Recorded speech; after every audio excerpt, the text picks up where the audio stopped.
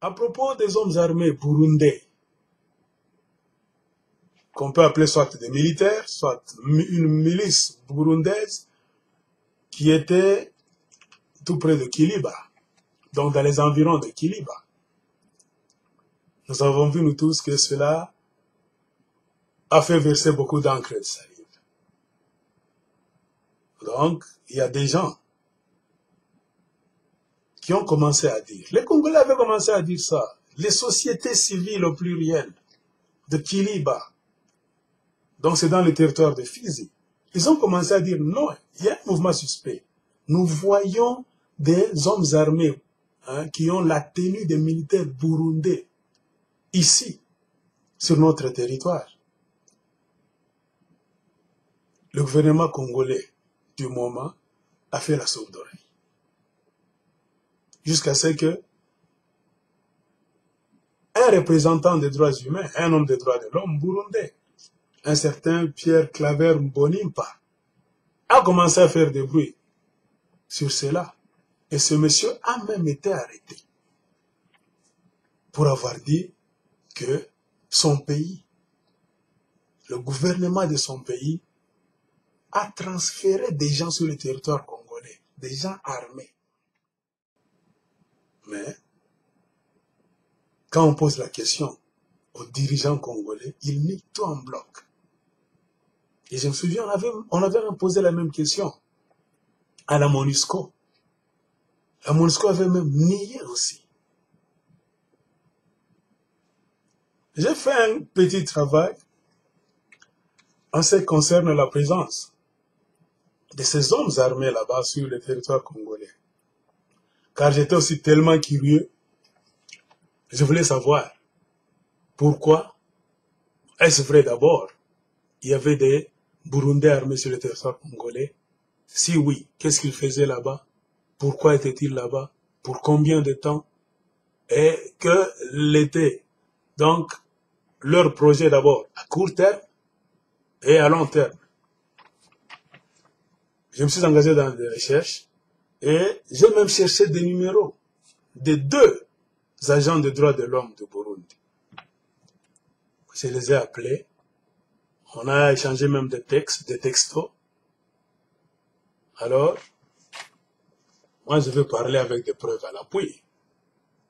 J'ai écrit à l'un d'eux un message un jour, lui demandant de certifier si vraiment ce qui s'est dit par les médias était vrai ou faux. Et le texte est ici. Malheureusement, c'est trop petit, vous n'allez pas voir ça. J'avais demandé à ce monsieur que, monsieur, est-ce vrai cette histoire? Il y a des soldats burundais sur le territoire congolais, des hommes armés en uniforme de l'armée burundaise. Ils occupent le territoire de Kiliba, donc dans le sud Kivu, depuis plus de 6 mois. Ils sont plus ou moins 1000 personnes. Tous, toutes, donc des personnes là sont des Burundais. Et bien que M. Lambert Mende, porte-parole du gouvernement, et bien que Lambert Mende est en train de nier, il y a aussi le gouvernement burundais qui a nié ça, qui a même arrêté un certain Claver, Pierre Claver Mbonimpa, qui était le premier à dénoncer ce secret. Il y avait aussi la MONUSCO, qui avait d'abord nié qu'il n'y avait pas de Burundais armés sur le territoire congolais.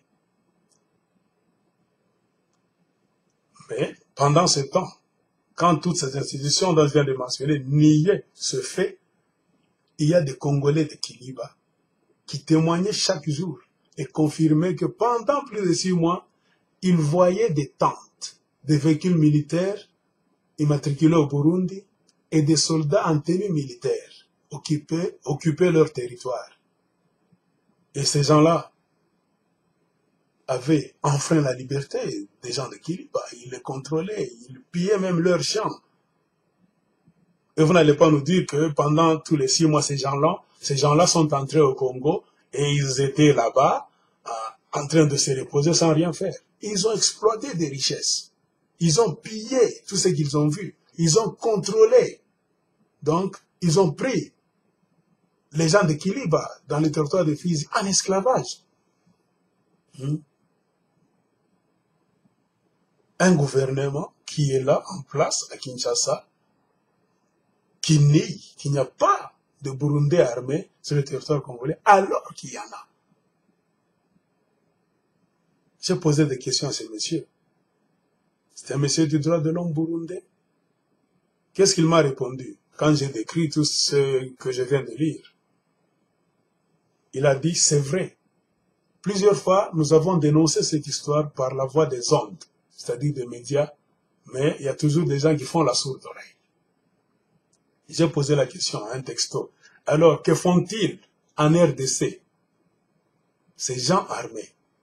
Il a dit, c'est une milice du parti au pouvoir au Burundi. Ce sont des gens qui sont décidés à soutenir le président Pierre Nkurunziza pour se maintenir au pouvoir par la force. J'ai dit vraiment, que cherche alors Pierre Nkurunziza? Il a dit, mais mon ami, c'est comme ça avec les dirigeants africains. Ils ne veulent pas plier leurs bagages. C'était nos textos avec ce monsieur. Je ne m'étais pas arrêté là-bas.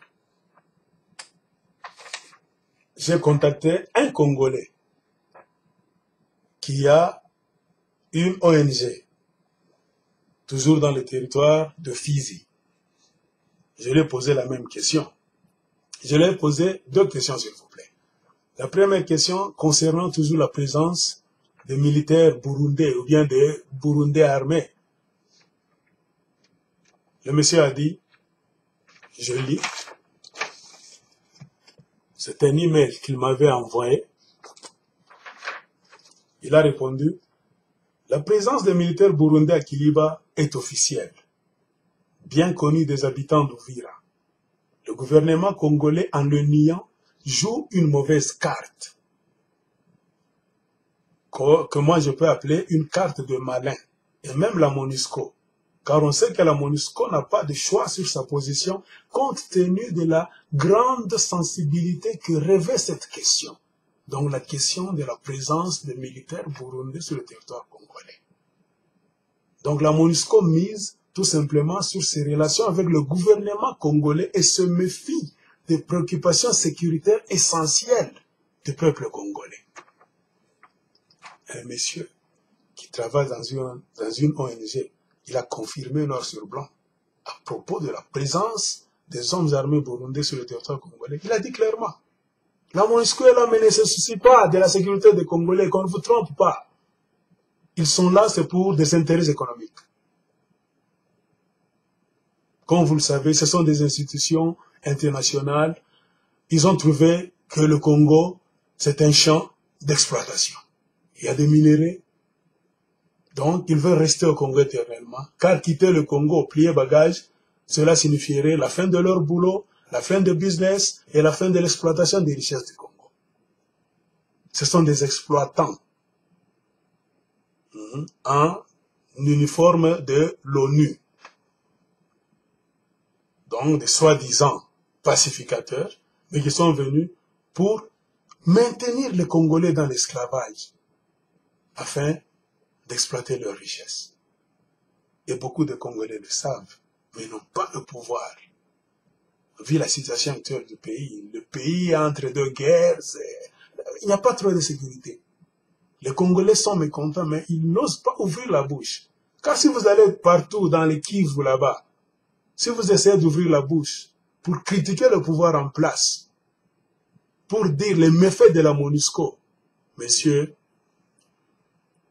vous n'allez pas vivre longtemps. Et les Congolais ont peur. Le monsieur de l'ONG, dont je ne vais pas citer le nom pour ne pas l'exposer, car je tiens à maintenir l'homme en sécurité, a bien répondu. Alors je lui ai posé la question de la révision constitutionnelle qu'on est en train de planifier par les kabylistes pour maintenir les Congolais encore dans l'esclavage pendant longtemps. Le monsieur de l'ONG a dit, salut mon frère, la population de ma juridiction a vraiment un point de vue mitigé sur la question de la révision de la Constitution. Normalement, au regard de la pauvreté qui gagne la population à l'intérieur de la RDC, la population en question peut être tenté à adhérer à n'importe quelle idéologie, même à la dernière minute, moyennant de petits dons et de l'argent, qui viendront par les tenants du pouvoir. Car ceux qui tiennent le pouvoir au Congo tirent profit de cette situation. De quelle situation? De la situation de la pauvreté du peuple congolais dans les provinces, pour faire ce qu'ils veulent. L'homme a continué. Dans une autre paragraphe, qu'est-ce qu'il a dit? L'opposition congolaise n'est pas bien implantée à l'intérieur du Sud Kivu et surtout souffre de cohésion et de moyens de sa politique. Car il faut le comprendre, c'est un combat politique. À mon avis, la pression interne ne suffit pas à nos États. La pression de la communauté internationale compte beaucoup pour contraindre un chef d'État à se retirer de la compétition conformément aux prescrits constitutionnels. Il y a des gens qui ont nié. On m'a même donné des références qu'il fallait aller chercher dans le site des droits de l'homme de Burundi, là où l'homme des droits de l'homme de Burundi, Pierre Claver Mbonimpa, a écrit. C'est au Congo, hein, près de Kiliba. Toutes ces maisons étaient occupées par des hommes armés burundais. Regardez même, ils sont venus au Congo avec beaucoup de jeunes à qui ils donnaient des leçons de militaires. Ils entraînaient militairement des jeunes gens. Ça, ce sont des jeunes gens qu'on a surpris, à qui on a pris la photo pour preuve. Et c'est ce qui a même coûté très cher à Pierre Claver Mbonimpa, donc le monsieur des droits de l'homme du Burundi, pour avoir révélé ces photos. C'est au Congo. Ce sont des jeunes Burundais. Remarquez très bien. Ils sont entraînés au Congo. Ils sont devant la maison où ils passent mieux leur internat. Et toutes ces maisons étaient occupées. Et on appelait ces gens-là des Imbonerakure. Comme tout le monde, on s'est posé des questions. Est-ce qu'il y a des hommes armés burundais au Congo? Pierre Claver Mbonimpa a dit oui. Ces gens-là sont au Congo et on les appelle des Imbonerakure. Je suis entré en contact avec beaucoup d'institutions au Burundi. J'ai téléphoné par-ci, par-là pour savoir Imbonerakure, c'est-à-dire quoi? On m'a donné des réponses que les Imbonerakure, c'est la milice du président Pierre Nkurunziza au pouvoir. Hein? Car son parti politique, c'est CNDD-FDD. C'est cette milice-là qu'on est en train de préparer pour le jour J, c'est-à-dire en 2015, quand le mandat de Pierre Nkurunziza va finir. Lui aussi n'a pas l'intention de lâcher le pouvoir au Burundi. Il veut rester éternellement au pouvoir. Il veut s'imposer même par la voie des armes, c'est-à-dire même en tuant son propre peuple. Il est prêt à le faire. Et le gouvernement congolais a laissé le territoire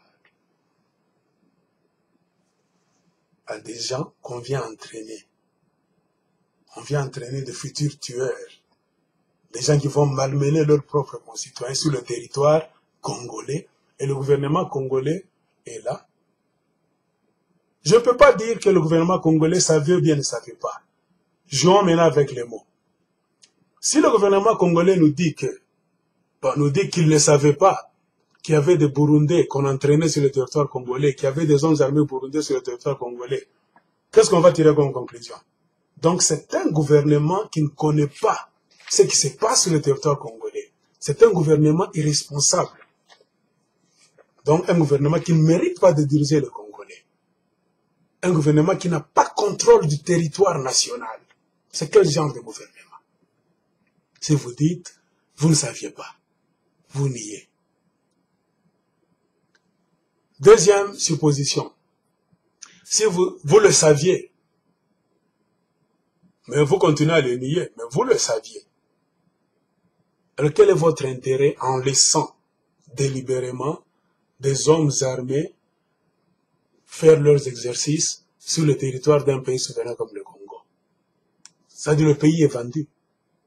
Donc c'est vous qui ouvrez la barrière, qui ouvrez la fenêtre, qui ouvrez les portes à des forces étrangères pour venir sur le territoire congolais et commettre des exactions. Les conséquences futures de la présence de ces gens-là au Congo, c'est quoi? Vous allez partir, vous les gens qui êtes au pouvoir aujourd'hui, mais sachez que les conséquences lointaines, futures, c'est que vous allez laisser les Congolais dans des problèmes encore. Et le gouvernement congolais qui laisse ces gens-là entrer au Congo, sachez que vous êtes en train de vendre, d'exposer votre population. Demain, il peut y avoir changement de pouvoir au Burundi. Que diront les dirigeants de demain? En tout cas, il faut aller châtier les Congolais. Pourquoi? Parce qu'ils ont laissé leur territoire dans les mains du gouvernement en place, qui était en place à ce temps-là, pour entraîner les gens qui devaient venir nous tuer, nous barrer la route par les armes pour que nous ne puissions pas accéder au pouvoir. Chers Congolais. Et maintenant la question, ou bien les questions que moi je me pose, c'est quoi? Pour quel intérêt le gouvernement congolais a laissé ces Burundais-là armés venir s'entraîner en RDC pendant des mois? Vous n'allez pas nous dire que vous avez fait ça par bénévolat. Vous avez un intérêt. Et le peuple congolais voudra.